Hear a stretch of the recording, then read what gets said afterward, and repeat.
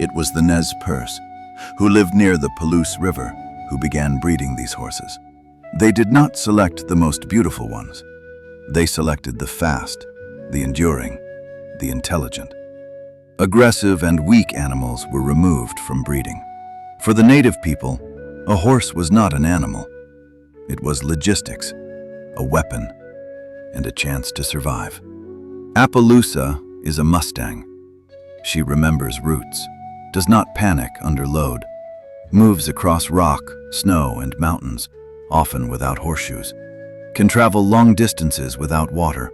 That is why she was ideal for long journeys and hidden movement.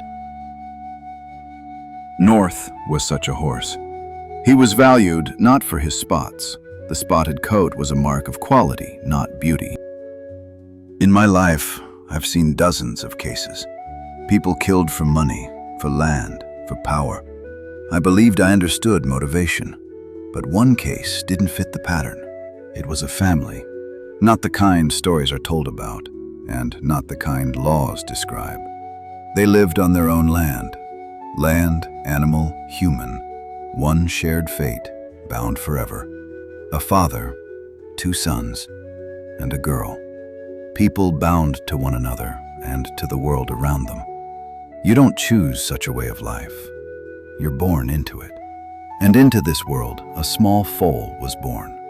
He was born the same year the girl lost her mother. They grew up together. They lived this life together, not as human and animal, but as 2 lines of one fate. They grew not by years, but by the weight they endured. The horses were taken as a herd. North was among them. It wasn't seen as loss of property. It was seen as a severed bond between a living being and the person responsible for it. Then another time came, a time when land stopped being seen as land and forests as forests. People who came for extraction looked at Alaska not as a home, but as a reserve. Forest as material, land as property, living beings as means.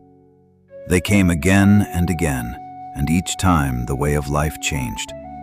Land passed into other hands, animals into other paths. They didn't take only the horses. They took another life, the life of one brother, the life of one son, the life of the eldest. He fell on the ground before the road ended, before the chase was finished. And that loss wasn't divided by roles.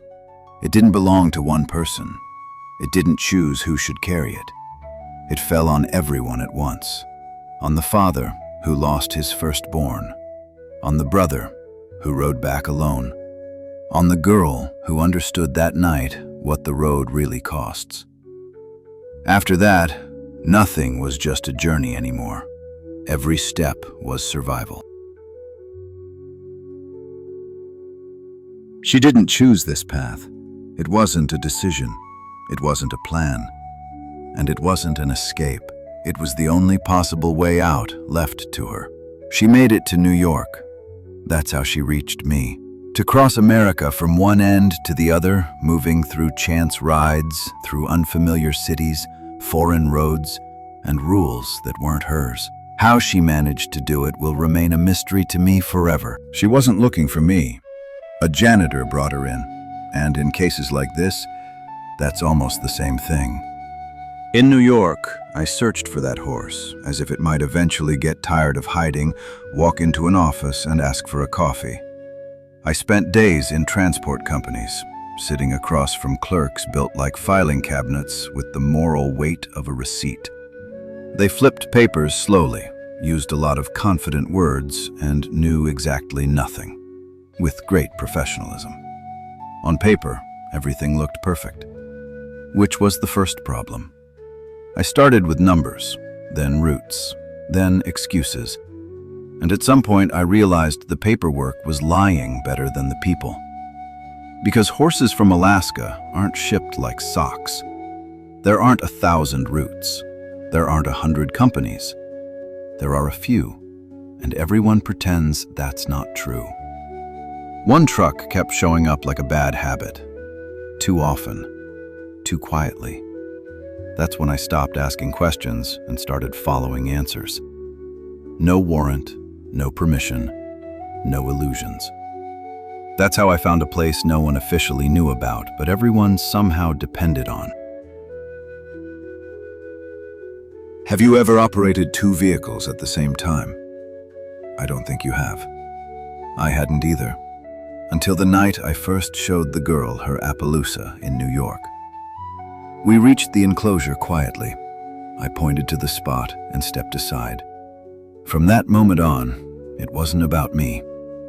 The horse cleared the fence in a single leap, clean, precise, without hesitation. The girl was in the saddle instantly, and they were gone. Security reacted fast. The gunshot was faster. She held on as long as she could and fell close enough for me to reach her.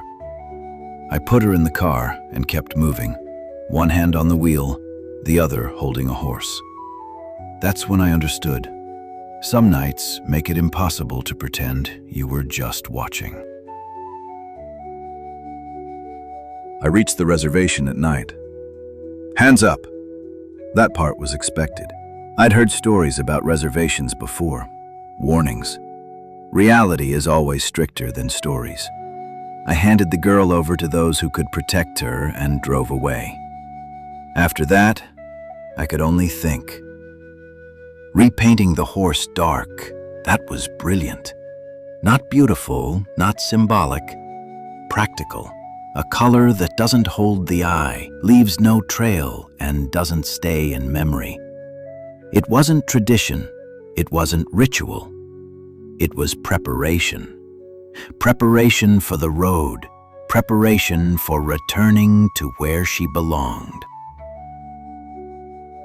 And so, for the first time in my life, I touched gold. That night, I was driving two vehicles, and I learned what an Appaloosa horse truly is, because of North, and what it means to know a road without a map. I touched the history of indigenous people, not as a reader, and not as a witness. It was a moment after which I understood, sometimes you lead the road, and sometimes the road leads you.